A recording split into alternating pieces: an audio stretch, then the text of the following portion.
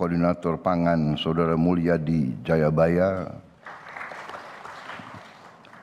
Wakil Ketua Umum Koordinator Luar Negeri Saudara James Riyadi. Yang urusan luar negeri dikasih Pak James supaya ongkosnya berkurang untuk Kadin.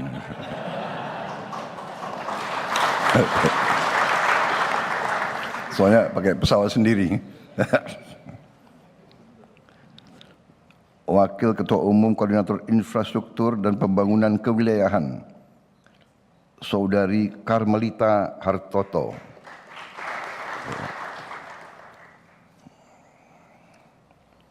Wakil Ketua Umum Koordinator Investasi, Hilirisasi Energi dan Lingkungan Hidup Saudara Bobby Gafur Umar. Wakil Ketua Umum Koordinator Sosial Saudari Diah Anita Prihapsari. Wakil Ketua Umum Koordinator Pembangunan Manusia, Kebudayaan dan Pembangunan Berkelanjutan Saudari Shinta Wijaya Kamdani. Wakil Ketua Umum Koordinator Politik dan Keamanan Saudara Bambang Susatyo. Wakil Ketua Umum Koordinator Hukum dan HAM Sarana dan Prasarana Saudara M. Aziz Samsudin. Masih urus itu, kriket masih. Ada harapan enggak?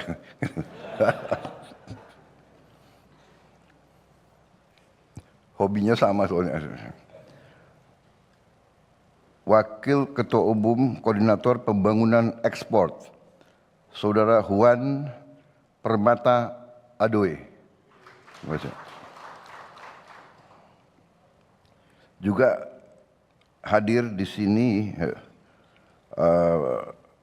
mewakili asosiasi-asosiasi yang hadir, terutama Ketua Umum Asosiasi Pengusaha Indonesia APindo Saudari Sinta Wijaya Kamdani. Boleh merangkap jabatan enggak? Boleh. Sesuai ADRT enggak itu, coba dicek. Nanti digugat ke MK enggak? Saudara-saudara sekalian,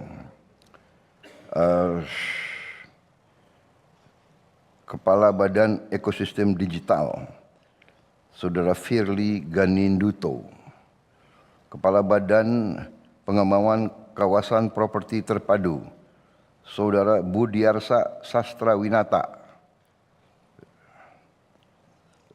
Kepala Badan Pengembangan Ekonomi dan Keuangan Syariah Saudara Titi Khoria, Satgas Makan Bergizi Gratis Saudara Chandra Tirta. Wah, ini penting ini, coba ya. Siapkan kantor khusus di istana itu.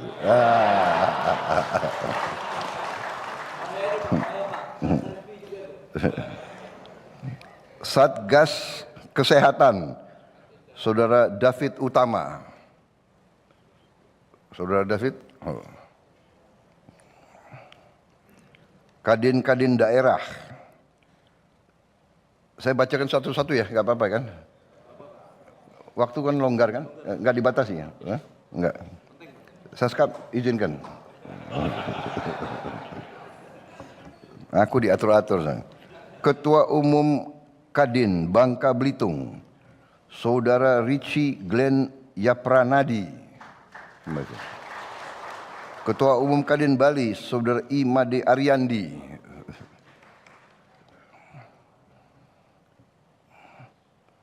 Lo masih di Golkar? Ini aku lihat Golkarnya banyak banget.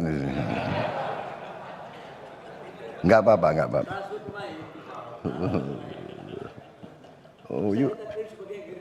Oh.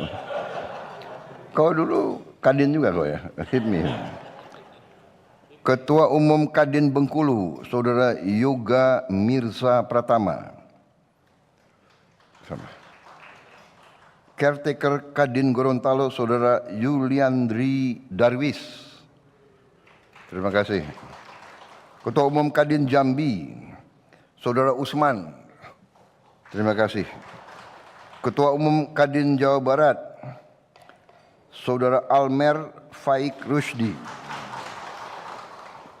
Ketua Umum Kadin Jawa Tengah, Saudara Hari Nuryanto Sudiro. Ketua Umum Kadin Jawa Timur, Saudara Haji Adik Dwi Putranto. Terima kasih.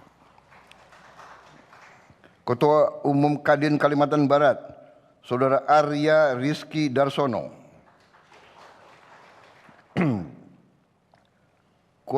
Ketua Umum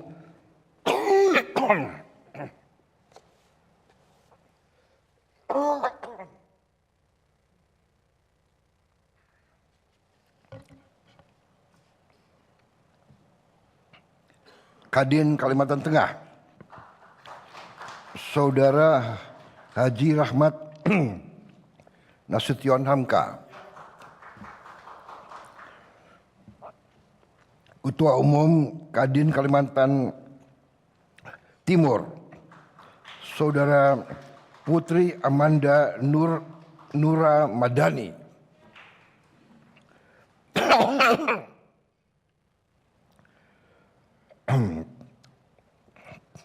Minum kopi sebentar ya.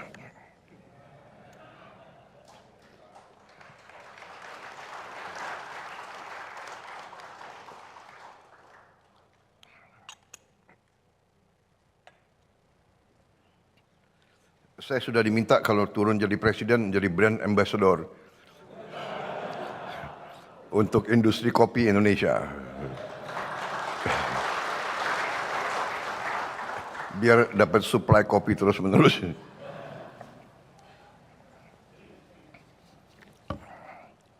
Ternyata minum kopi itu berdasarkan riset itu memperpanjang umur. Ya. Menurut research itu kurang lebih 17%. Perpanjangan itu 17 sampai 20%. Wah, yang punya perusahaan kopi senang semua ini.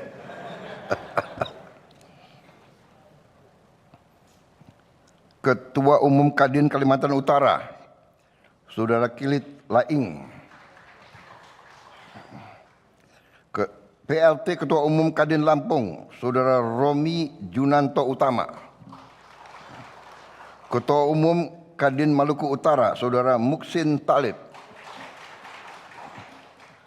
Ketua Umum Kadin NTT, Saudara Bobby Lianto.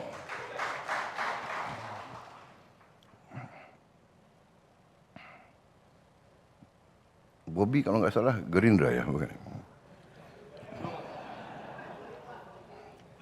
Ketua Umum Kadin Papua, Saudari Jakliana Joku.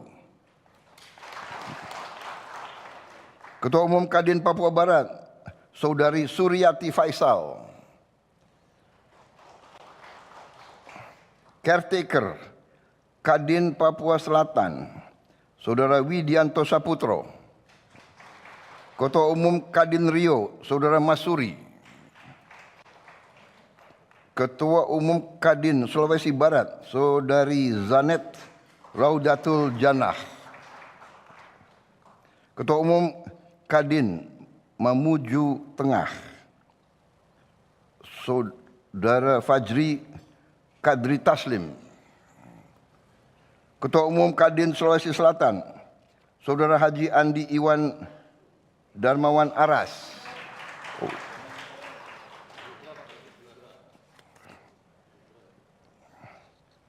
Saya kira sudah ya semua ya daerah ya.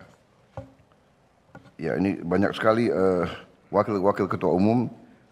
Saya tidak sebut tanpa mengurangi rasa hormat. Kalau enggak ini ada total ada 112 wakil ketua. Baik saudara-saudara, saya hari ini didampingi beberapa menteri, ya, Menteri Sekretaris Negara, Saudara Prasetyo Hadi, Menteri Keuangan, Saudara Purbaya Yudi Sadewa, Menteri Energi dan Sumber Daya Mineral, Saudara Bahlil Lahadalia, Menteri Pertanian, Saudara Andi Amran Sulaiman, Menteri Perindustrian, Saudara Agus Gumiwang Kertasasmita, Menteri Perdagangan, Saudara Budi Santoso, Menteri Perumahan dan Kawasan Permukiman, Saudara Marwar Sirait, Menteri Ketenagakerjaan, Profesor Yasir Lee, Menteri Usaha Mikro, Kecil dan Menengah, Saudara Maman Abdurrahman,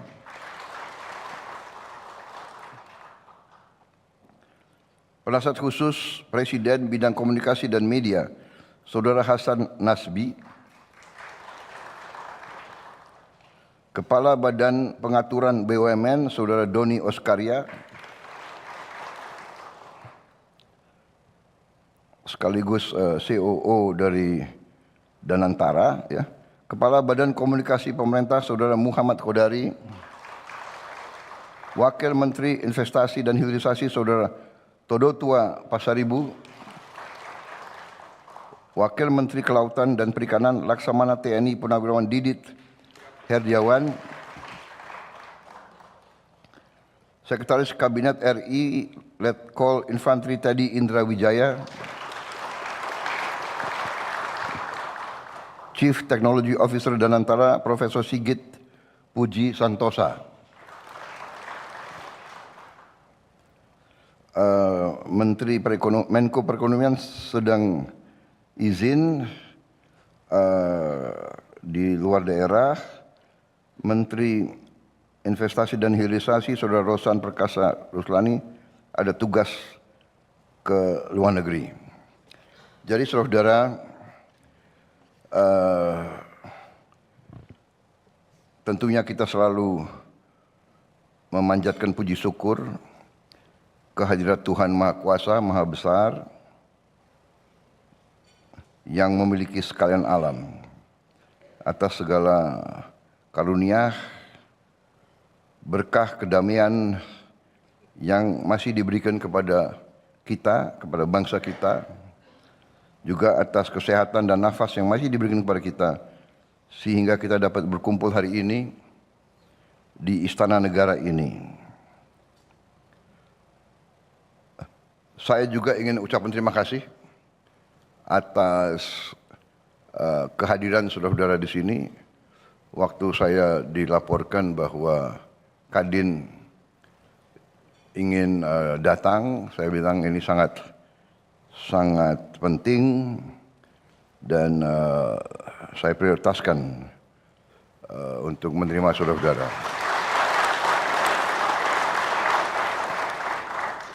Saya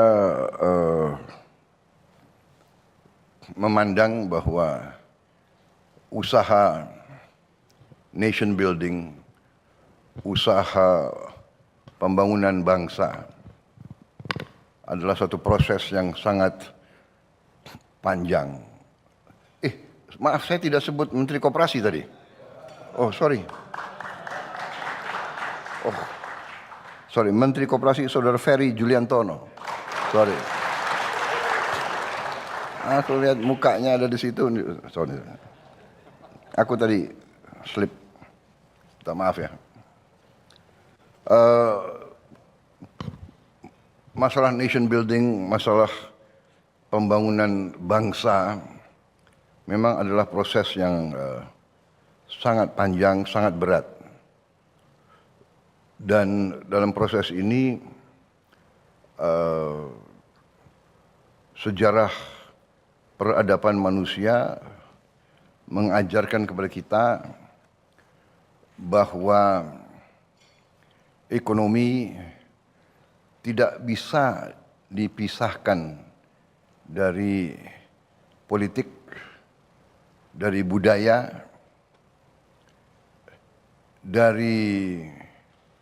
bahkan dari agama, bahwa pembangunan suatu bangsa adalah pembangunan lintas sektor.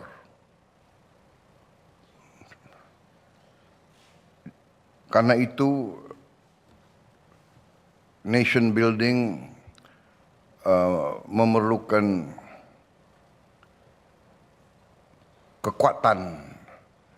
kekuatan dari bangsa itu untuk bisa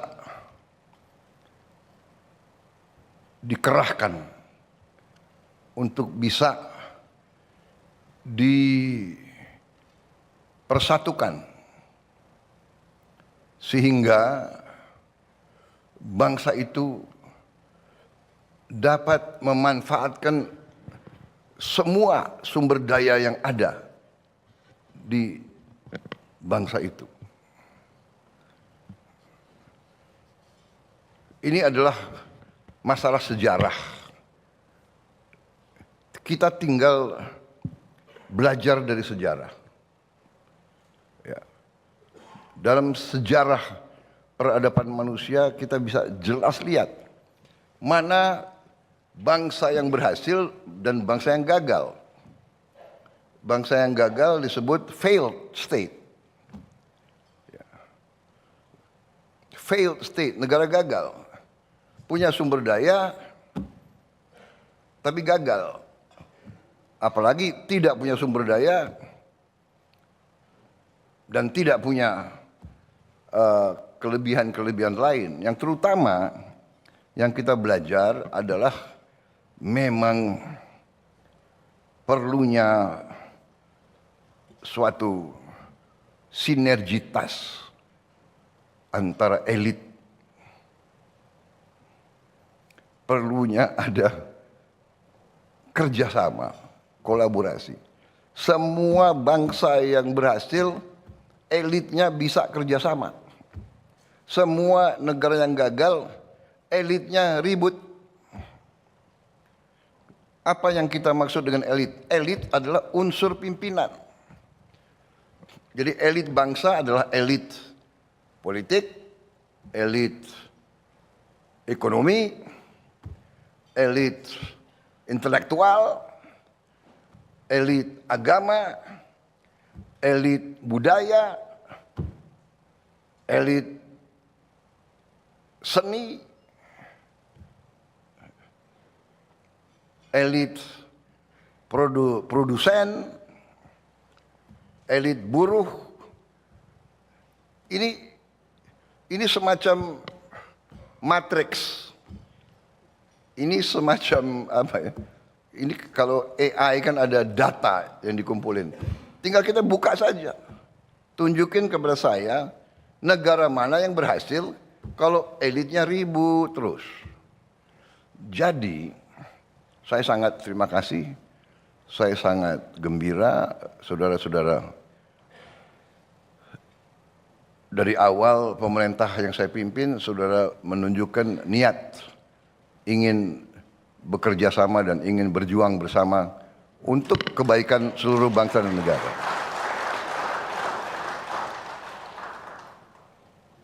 Pembangunan bangsa adalah usaha besar, di mana untuk awalnya memang, bukan awalnya, dasar sebetulnya adalah masalah yang paling krusial adalah masalah ekonomi. Masalah perut adalah ekonomi.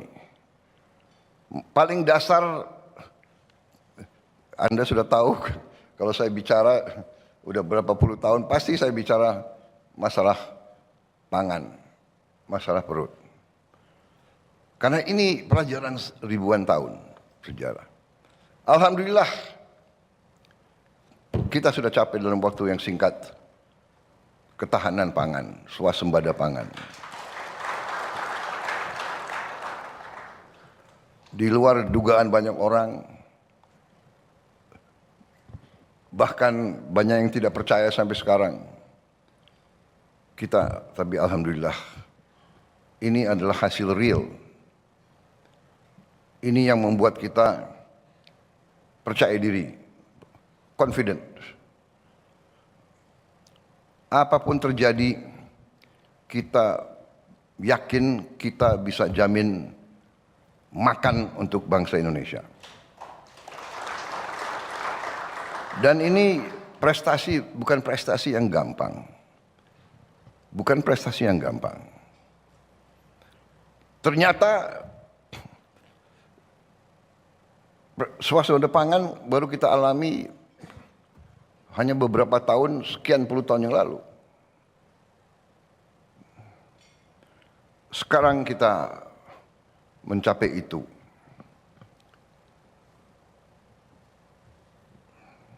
Kita masih menghadapi yang waktu pertemuan pertama kita di awal pemerintahan saya, saudara datang ke saya pun saya sudah di mana-mana saya sudah warning, bahkan sebelumnya pun saya sudah warning, hati-hati. Situasi dunia, situasi geopolitik sudah sangat-sangat rawan. Sangat-sangat rawan. Di mana-mana terjadi perang. Dahsyat. Di kontinen, di benua Eropa, perang besar. Perang besar ini di Ukraina ini sudah lebih lama dari Perang Dunia Pertama. Ini mungkin akan lebih lama dari Perang Dunia Kedua. Perang Dunia Kedua mulai September 1939. Habis itu 40, 41, 42, 43. Habis itu pertengahan Mei 45. Jadi 5 tahun. Atau 4 tahun setengah. Perang Ukraina mulai tahun 22, ya. 22, 23, 24, 25. Sudah masuk 26. Mungkin perang Ukraina lebih lama dari Perang Dunia Kedua juga. Jutaan sudah korban. Dan kita baru mengerti bahwa perang di satu bagian dari bumi kita punya pengaruh kemana-mana. Kepada harga pangan, harga BBM dan sebagainya. Belum selesai perang Ukraina, situasi di Gaza, di Lebanon, di Timur Tengah meletus, lebih parah lagi. Di Teluk, di Selat Hormuz, Iran, sampai sekarang belum selesai. Dan kemungkinan akan juga cukup lama. Bahkan bahaya perang nuklir tidak bisa kita remehkan. Baik di Ukraina maupun di Timur Tengah. Kita pun yang kita tidak duga-duga, yang kita anggap ASEAN adalah zona perdamaian, terjadi perang. Di Myanmar berkecamuk perang saudara dengan belasan atau puluhan milisi-milisi bersenjata didukung oleh negara-negara lain. Sahabat-sahabat kita Thailand dan Kamboja juga pertempuran yang juga masih penuh dengan ketegangan. Kita terus berusaha untuk mendukung upaya-upaya perdamaian. Dan ketegangan-ketegangan di tempat lain. Kita bersyukur bahwa negara kita memiliki suatu warisan dari pendiri-pendiri bangsa kita. Warisan itu adalah politik luar negeri yang non-blok, non-aligned,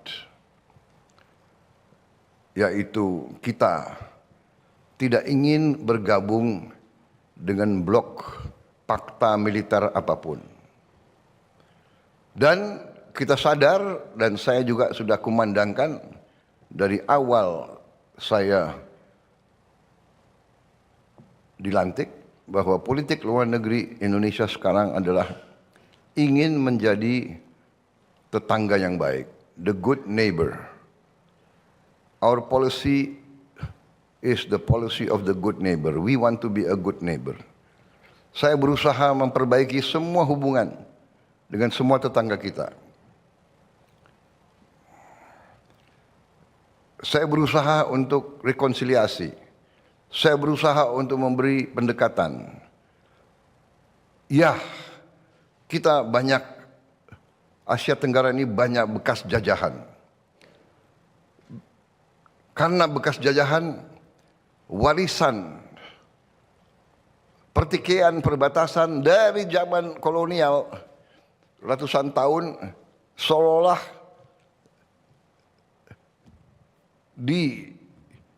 diwarisi oleh kita. Nah, ini yang kita ingin bereskan, ingin selesaikan dengan baik, dengan cara damai. Kadang-kadang tidak ringan, karena ada pihak-pihak yang ya istilahnya mungkin mau menang sendiri sepihak. Tapi tetap saya sadar bahwa Indonesia adalah negara yang paling besar. Karena itu kita juga harus lebih arif, kita harus lebih sabar. Kita tidak boleh diprovokasi. Ya, jadi itu yang kita warisi, non-alignment. Sehingga saya kemana-mana saya tegaskan Indonesia, we are neutral. Kita hormati semua kekuatan. Kita baik sama Amerika Serikat. Tapi kita baik juga sama Tiongkok. Kita juga baik sama Rusia. Kita baik sama Jepang. Kita baik sama India. Kita baik sama Australia. Kita ada masalah kadang-kadang. Ada yang mau separatis. Tapi kita baik sama tetangga kita. Sama PNG kita baik. Saudara-saudara. Ini yang juga membuat kita bisa diterima di mana-mana.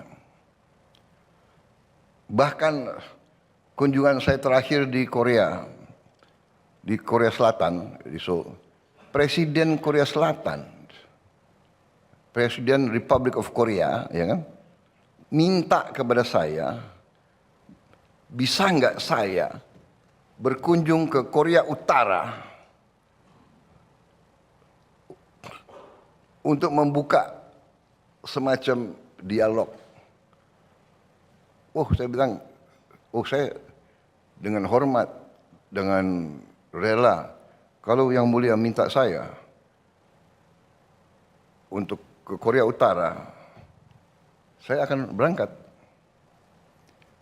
Demikian saudara-saudara, ya. Indonesia dianggap tidak punya kepentingan mau mencampur dalam urusan dalam negeri negara manapun. Itu yang kita pegang teguh. Itu kita pegang teguh. Di Myanmar pun kita pegang teguh itu. Kita bisa diterima oleh hampir semua pihak.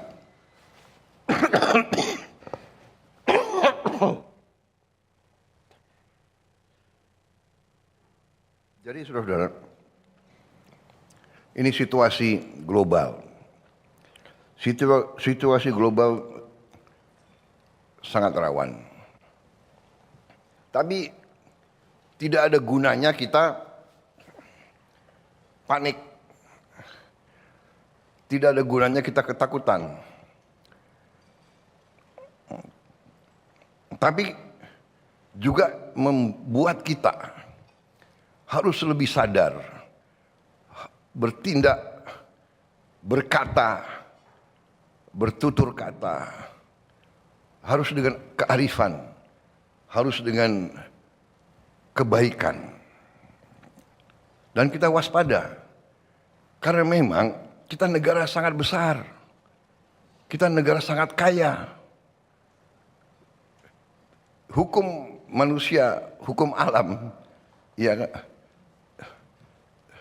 kekayaan menimbulkan iri. Kita selalu menjadi sasaran ratusan tahun. Selalu masalahnya itu komoditas. Kalau tahun 1500-an, 1600-an, itu rempah-rempah menjadi komoditas krusial, kritikal. Kenapa? Belum ada kulkas, belum ada refrigeration. Jadi kalau mau punya angkatan laut yang kuat, kapal mau berlayar 2 minggu, dia perlu rempah-rempah supaya makanan itu tidak busuk.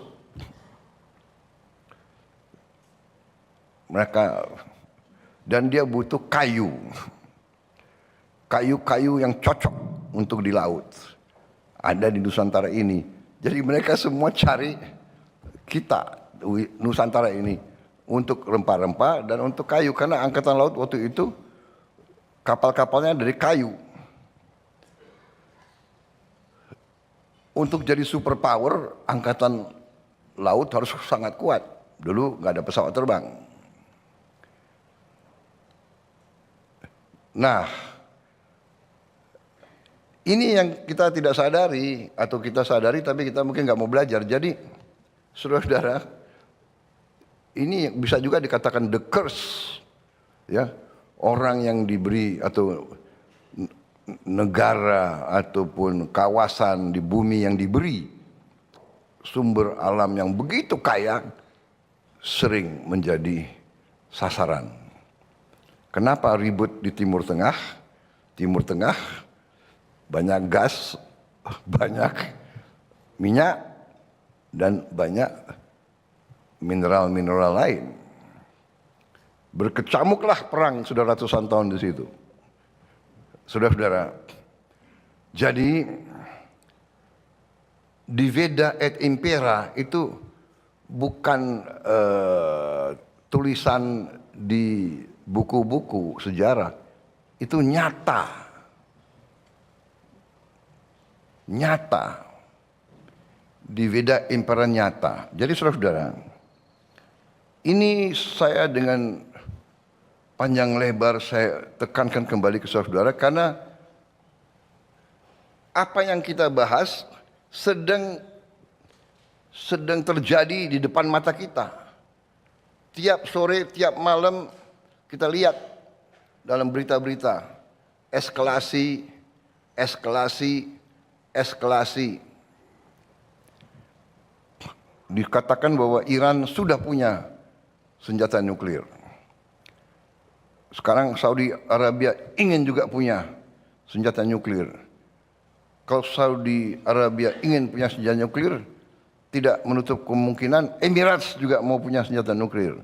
Qatar juga mau punya senjata nuklir. Mesir juga mau punya senjata nuklir.